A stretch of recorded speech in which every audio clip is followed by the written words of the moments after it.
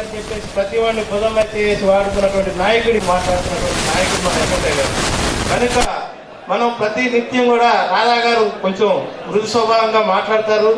అది రాధా గారిని మీ నాయకుడిదే ఉంది. ముఖ్యంగా మన జగన్మోహన్ రెడ్డి గారు ప్రతిదీ కూడా ఆయన్ని ఎదుర్కొంటున్నటువంటి ఈ తరుణంలో మనం ఆయనకు తోడుగా ప్రతి ఒక్కరం కూడా చేయి కలిపి అక్కడ రాష్ట్ర నాయకులకి ఇక్కడ స్థానిక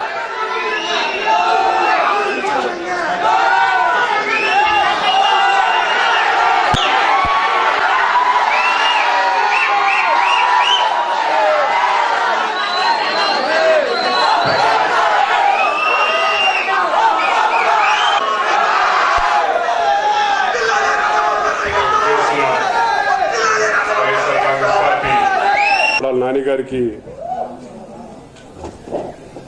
ధన్యవాదాలు తెలియజేసుకుంటున్నాను.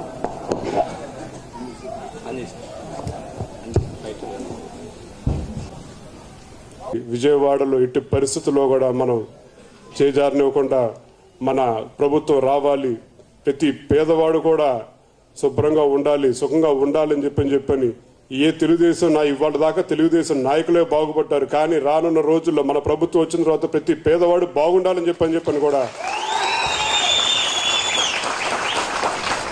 ఇవాళ మహా అయితే 10 మందో 20 మందో 50 మందో బాగుపడి ఉంటారు. కానీ జగన్మోహన్ రెడ్డి గారు ముఖ్యమంత్రి అవుతే వైఎస్ఆర్ కాంగ్రెస్ పార్టీ అధికారంలోకి వస్తే ప్రతి ఒక్క పేదవాడు బాగుంటాడని చెప్పని కూడా మాకు పూర్తి స్థాయి నమ్మకం ఉంది. కాబట్టి మేమందరం జగన్మోహన్ రెడ్డి గారి నాయకత్వంలో అందరూ కలిసికట్టుగా పోరాటం చేస్తూనే ఉన్నాం.